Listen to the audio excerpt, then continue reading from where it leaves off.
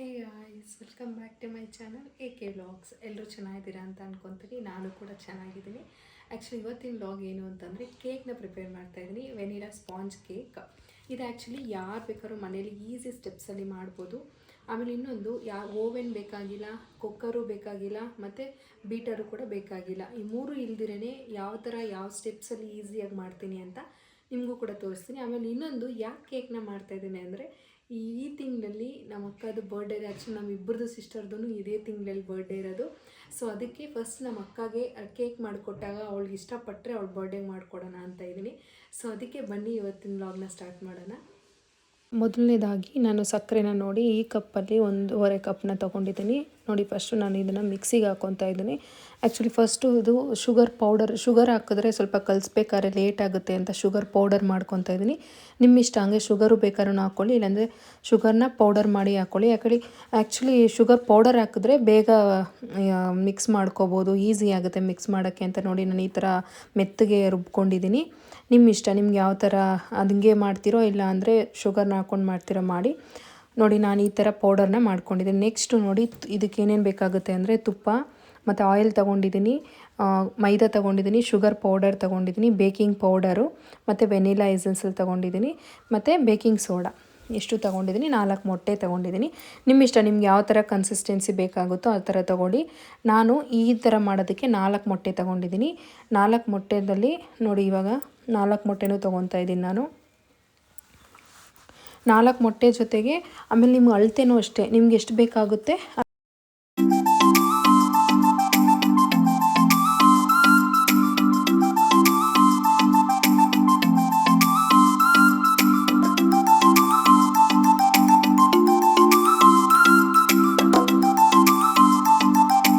ನಿಮಗೆ ಡಿಸ್ಕ್ರಿಪ್ಷನಲ್ಲೂ ಕೂಡ ಎಷ್ಟೆಷ್ಟು ತೊಗೋಬೇಕು ಅಂತ ಮೆನ್ಷನ್ ಮಾಡ್ತೀನಿ, ನೋಡಿಕೊಂಡು ಮಾಡಿ, ಓಕೆನಾ. ನೋಡಿ, ನೆಕ್ಸ್ಟು ನಾನು ಇದನ್ನು ಮಿಕ್ಸ್ ಮಾಡೋಕ್ಕೆ ಮೊಟ್ಟೆನ ಈ ಥರ ಆ್ಯಕ್ಚುಲಿ ಮೊಟ್ಟೆ ಕ್ಲೀನಾಗಿ ಮಿಕ್ಸ್ ಆಗಬೇಕು. ಇದು ಕ್ಲೀನಾಗಿ ಬ್ಲೆಂಡ್ ಆದ್ರೇ ಸ್ಮೆಲ್ ಬರದೇ ಇರುತ್ತೆ ಕೇಕಲ್ಲಿ. ಇಲ್ಲ ಅಂದರೆ ಇದು ಕ್ಲೀನಾಗಿ ಬ್ಲೆಂಡ್ ಆಗಿಲ್ಲ ಅಂದರೆ ಕೇಕಲ್ಲೆಲ್ಲ ಮೊಟ್ಟೆ ಸ್ಮೆಲ್ ಬರ್ತಾ ಇರುತ್ತೆ. ನೀವು ವೆನಿಲಾ ಎಸೆನ್ಸ್ ಎಲ್ಲ ಹಾಕಿದ್ರೂ ಕೂಡ ಸ್ಮೆಲ್ ಬರುತ್ತೆ. ಅದಕ್ಕೆ ನೀವು ಚೆನ್ನಾಗಿ ಇದನ್ನ ಮಿಕ್ಸ್ ಮಾಡಬೇಕು.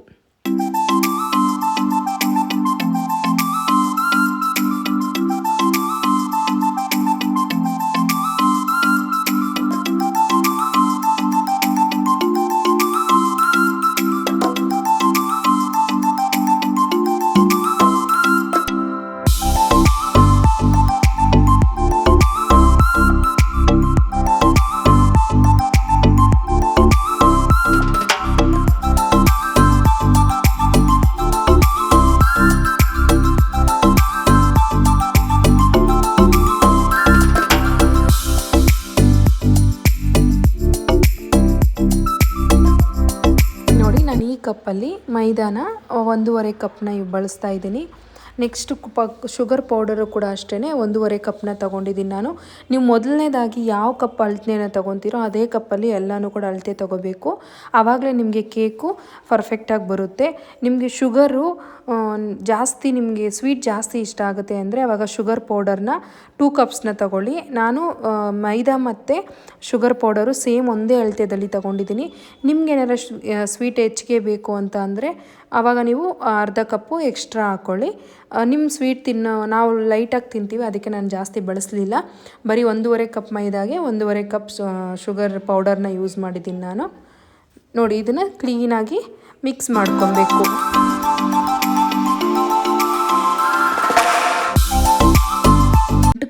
ಕಟ್ಟದೇ ಇರೋ ಥರ ಫುಲ್ಲು ನಿಧಾನಕ್ಕೆ ಮಿಕ್ಸ್ ಮಾಡ್ಕೊಬೇಕು. ಎಲ್ಲನೂ ಚೆನ್ನಾಗಿ ಫುಲ್ಲು ಮಿಕ್ಸ್ ಮಾಡಿಕೊಂಡ್ರೆ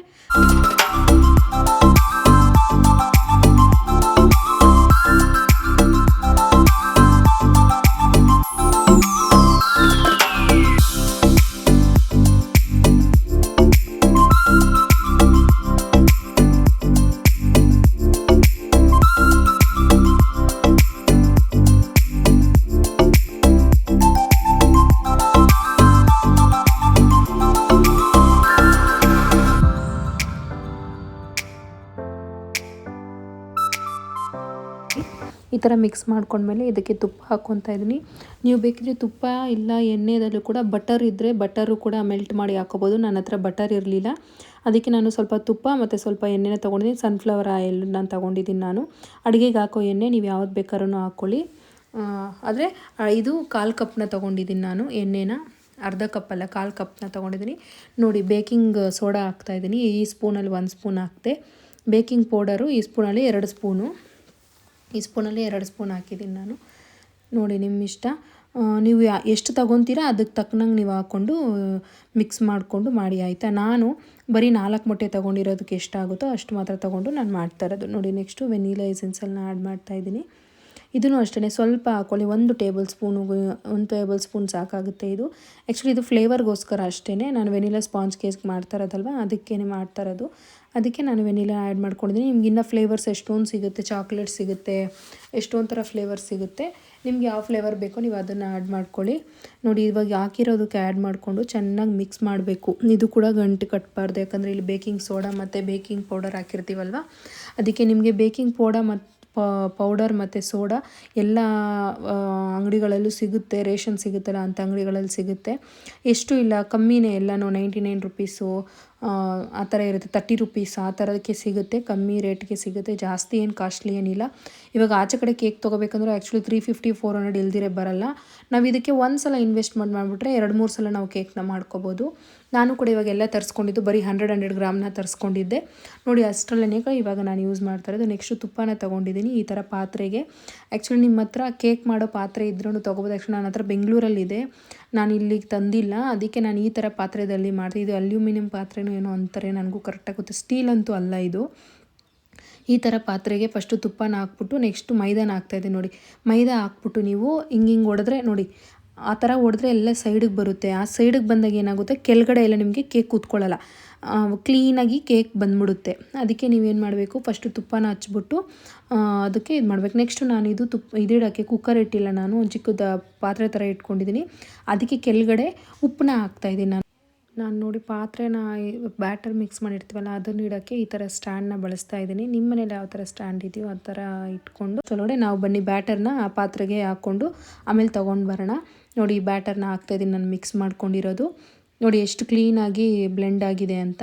ಈ ಥರ ಬ್ಲೆಂಡ್ ಮಾಡ್ಕೊಬೇಕು ಕ್ಲೀನಾಗಿ ಕೈಯಲ್ಲೇ. ಸ್ವಲ್ಪ ಟೈಮ್ ತೊಗೊಳುತ್ತೆ ಅಷ್ಟೇ ಬ್ಲೆಂಡ್ ಮಾಡಬೇಕಾದ್ರೆ. ಕ್ಲೀನಾಗಿ ಮಾಡಿಕೊಂಡ್ರೆ ನೀವು ಎಷ್ಟು ಕ್ಲೀನಾಗಿ ಮಾಡಿದ್ರೆ ಕೇಕ್ ಅಷ್ಟು ಚೆನ್ನಾಗಿ ಬರುತ್ತೆ. ನೋಡಿ ಈ ಥರ ಎಲ್ಲನೂ ಕ್ಲೀನಾಗಿ ಆ ಕಡೆ ಈ ಕಡೆ ಎಲ್ಲ ಕಡೆ ಕ್ಲೀನಾಗಿ ಸೆಟಿಲ್ ಆಗೋ ಥರನೂ ಕ್ಲೀನಾಗಿ ಈ ಥರ ಶೇಕ್ ಮಾಡಿ ಪಾತ್ರೆ. ನಾನು ಮೇಲ್ಗಡೆ ಕೋಕೋ ಪೌಡ್ರ್ ಹಾಕ್ತಾಯಿದ್ದೀನಿ, ಫ್ಲೇವರ್ ಹೆಂಗೆ ಬರುತ್ತೆ ನೋಡೋಣ ಅಂತ. ಅದು ಮೇಲ್ಗಡೆ ಒಂದು ಸ್ವಲ್ಪ ಡಿಫ್ರೆಂಟಾಗಿ ಕಾಣಲಿ ಅಂತ ಹಾಕ್ತಾಯಿದ್ದೀನಿ. ನೋಡಿ ಈ ಥರ ಇಟ್ಬಿಟ್ಟು ಇದ್ರ ಮೇಲೆ ನಾನು ಪ್ಲೇಟ್ನ ಮುಚ್ಚಿಬಿಡ್ತಾ ಇದ್ದೀನಿ. ನೋಡಿ ಇದು ಸಿಮ್ಮಲ್ಲಿ ಇಟ್ಕೊಂಡೆ ನೀವು ಕಾಯಿಸ್ಕೋಬೇಕು, ಮೇಲೆ ಗಾಳಿ ಹೋಗ್ಬಾರ್ದು ಅಂತ ನಾನು ಕಲ್ಲನ್ನ ಇಟ್ಟಿರೋದು. ನೋಡಿ ನಾನು ಸಿಮ್ಮಿಗಿಂತ ಇನ್ನು ಸ್ವಲ್ಪ ಮೀಡಿಯಮ್, ಅಂದರೆ ಐ ಅಲ್ಲ ಸಿಮ್ಮು ಅಲ್ಲ, ಮೀಡಿಯಮಲ್ಲಿ ಇಟ್ಟಿದ್ದೀನಿ ನಾನು. ನೋಡಿ ಈ ಥರ ಉಬ್ಬು ಬಂದಿದೆ. ಆ್ಯಕ್ಚುಲಿ ನೀವು ಸೋಡಾ ಹಾಕಿದ್ದೀರಲ್ವ ಅದಕ್ಕೆ ಈ ಥರ ಬಂದು. ನೀವು ಬೇಕಾದರೆ ಸ್ವಲ್ಪ ಸಾಲ್ಟು ಕೂಡ ಹಾಕ್ತಾರೆ, ಹಾಲು ಕೂಡ ಮಿಕ್ಸ್ ಮಾಡ್ತಾರೆ. ನಾನು ಬರೀ ಇಷ್ಟರಲ್ಲಿ ಮಾತ್ರ ಮಾಡಿದ್ದೀನಿ. ನಿಮ್ಮ ಇಷ್ಟ, ನೀವು ಇದೇ ಥರ ಮಾಡಬೇಕು ಅಂತ ಇಲ್ಲ, ನಿಮ್ಮ ಇಷ್ಟ. ನಿಮಗಿನ್ನೇ ಆ್ಯಡ್ ಮಾಡ್ಕೋಬೋದು ಅಂದ್ರೂ ಮಾಡ್ಕೋಬೋದು. ಇದ್ರ ಮೇಲೆ ಫ್ರೂಟ್ ಆ್ಯಂಡ್ ನಟ್ಸು ಕೂಡ ಹಾಕ್ತಾರೆ, ಅದನ್ನು ಕೂಡ ಹಾಕ್ಕೋಬೋದು, ನಿಮ್ಮ ಇಷ್ಟ. ನಾನು ಬರೀ ನನ್ನ ಹತ್ರ ಏನೇನಿದೆ ಅದರಲ್ಲಿ ಮಾತ್ರ ಮಾಡಿದ್ದೀನಿ ಅಷ್ಟೇ. ನೋಡಿ ಇದು ಆವಾಗಲೇ ಚೆಕ್ ಮಾಡೋದಲ್ಲ, ಇನ್ನೂ ಬೆಂದಿರಲಿಲ್ಲ. ಆ್ಯಕ್ಚುಲಿ 45 ಮಿನಿಟ್ಸ್ ಇಟ್ಟರೆ ಸಾಕು, 30 to 40 ಮಿನಿಟ್ಸ್. ನಾನು ಆವಾಗಲೇ ನೋಡಿದಾಗ ಅದು 30 ಮಿನಿಟ್ಸ್ ಆಗಿತ್ತು. ನೋಡಿ ಇವಾಗ 45 ಮಿನಿಟ್ಸ್, ಕರೆಕ್ಟಾಗಿ 45 ಮಿನಿಟ್ಸ್ ಸಾಕು. ನಾನು ಕರೆಕ್ಟಾಗಿ 45 ಮಿನಿಟ್ಸ್ಗೆ ಚೆಕ್ ಮಾಡಿದ್ದು. ನೋಡಿ ಇವಾಗ ಆಫ್ ಮಾಡ್ತಾಯಿದ್ದೀನಿ. ನೋಡಿ ನಾನು ಆವಾಗಲೇ ಪೌಡರ್ ನಿಮ್ಗೆ ಹೇಳಿದ್ನಲ್ಲ, ಈ ಥರ ಹಾಕ್ಕೊಂಡ್ರೆ ತಲೆ ಹಿಡಿಯಲ್ಲ ಅಂತ. ನೋಡಿ ಇವಾಗ ಎಷ್ಟು ಚೆನ್ನಾಗಿ ಸುತ್ತ ಬರ್ತಾ ಇದೆ ಅಂತ. ನೋಡಿ ಈ ಥರ ಬರುತ್ತೆ. ನೀವು ಈಸಿಯಾಗಿ ಮಧ್ಯದಲ್ಲಿರೋದು ಅದು ಸೀದೋಗಿದೆ ಅಂತ ಅಂದ್ಕೊಬೇಡಿ. ಆ್ಯಕ್ಚುಲಿ ಅದು ನಾನು ಕೋಕೋ ಪೌಡ್ರನ್ನ ಆ್ಯಡ್ ಮಾಡಿದ್ನಲ್ಲ, ಅದು ಆ್ಯಕ್ಚುಲಿ ಅಷ್ಟು ಚೆನ್ನಾಗಿ ಒಂದು ಕಡೆ ಬಂದು ಕೂತಿದೆ. ಟೇಸ್ಟ್ ಚೆನ್ನಾಗಿರುತ್ತೆ ಡಿಫ್ರೆಂಟಾಗಿ ಅಂತ ಹಾಕಿದೆ ನಾನು. ನೆಕ್ಸ್ಟ್ ನೋಡಿ ನಾನು ಸರ್ವ್ ಮಾಡ್ಕೊತಾ ಇದ್ದೀನಿ ಒಂದು ಪ್ಲೇಟ್ಗೆ. ಆ್ಯಕ್ಚುಲಿ ಇದು ಸ್ವಲ್ಪ ಹೊತ್ತು ತಣ್ಣಗಾಗಕ್ಕೆ ಬಿಡಿ. ತಣ್ಣಗಾಗಕ್ಕೆ ಬಿಟ್ಟ ಮೇಲೆ ನೀವು ಇದನ್ನು ಇದು ಮಾಡ್ಕೊಳ್ಳಿ. ನೋಡಿ ಮೇಲ್ಗಡೆ ಒಂದು ಸ್ವಲ್ಪ ತಟ್ಟಿದ್ರೆ ಕೆಳಗಡೆ ತಳದಲ್ಲಿ ಕೂತಿರಲ್ಲ, ಬಂದ್ಬಿಡುತ್ತೆ ಈಸಿಯಾಗಿ ಅಂತ. ನೋಡಿ ಎಷ್ಟು ಚೆನ್ನಾಗಿದೆ ನೋಡೋಕ್ಕೆ. ಎಲ್ಲೂ ನಾವು ಬ್ಯಾಟರ್ನ ಕ್ಲೀನಾಗಿ ಎಲ್ಲ ಸೈಡಲ್ಲೂ ಕುತ್ಕೊಳ್ಳೋ ಥರ ನಾನು ಕ್ಲೀನಾಗಿ ಶೇಕ್ ಮಾಡೋದ್ನಲ್ಲ ಆ ಥರ ಮಾಡಬೇಕು. ನೋಡಿ ಎಷ್ಟು ಸಾಫ್ಟಾಗಿ ಬಂದಿದೆ ಅಂತ. ನೀವು ಸ್ವಲ್ಪ ತಣ್ಣಗಿಟ್ಬಿಟ್ಟು ಕಟ್ ಮಾಡಿ, ತಣ್ಣಗಾದ್ಮೇಲೆ ನೀವು ಕಟ್ ಮಾಡಿಕೊಂಡು ತಿನ್ಬೋದು, ನಿಮ್ಮ ಇಷ್ಟ. ಇದ್ರ ಮೇಲೆ ಬೇಕಾದ್ರೆ ನೀವು ಡೆಕೋರೇಷನ್ ಬೇಕಾದ್ರೂ ಮಾಡ್ಕೋಬೋದು, ಫ್ರೂಟ್ ಆ್ಯಂಡ್ ನಟ್ಸಿಂದ ಮತ್ತು ಚಾಕ್ಲೇಟ್ಸ್ ಎಲ್ಲ ಬರುತ್ತಲ್ಲ ಅದರಿಂದ. ನಾನು ನಿಮಗೆ ತೋರ್ಸೋಕ್ಕೋಸ್ಕರ ಈಗಲೇ ಕಟ್ ಮಾಡ್ತಾಯಿದ್ದೀನಿ. ನೋಡಿ ಎಷ್ಟು ಸಾಫ್ಟಾಗಿದೆ ಅಂತ. ತುಂಬ ಚೆನ್ನಾಗಿತ್ತು ಟೇಸ್ಟು. ನೀವು ಕೂಡ ನಿಮ್ಮ ಮನೇಲೂ ಟ್ರೈ ಮಾಡ್ತೀರಾ ಅಂತ ಅಂದ್ಕೊಂಡಿದ್ದೀನಿ. ನೋಡಿ ಎಷ್ಟು ಸಾಫ್ಟ್ ಇದೆ ಅಂತ. ನೋಡಿ ತುಂಬ ಚೆನ್ನಾಗಿದೆ ಅಲ್ವಾ. ಇಷ್ಟೇ ಇವತ್ತಿನ ಲಾಗ್ ಆಗಿತ್ತು ಗಾಯ್ಸ್. ನನ್ನ ಲಾಗ್ ನಿಮ್ಗೆ ಇಷ್ಟ ಆಗಿದ್ದಲ್ಲಿ like, share, comment and subscribe. Thank you.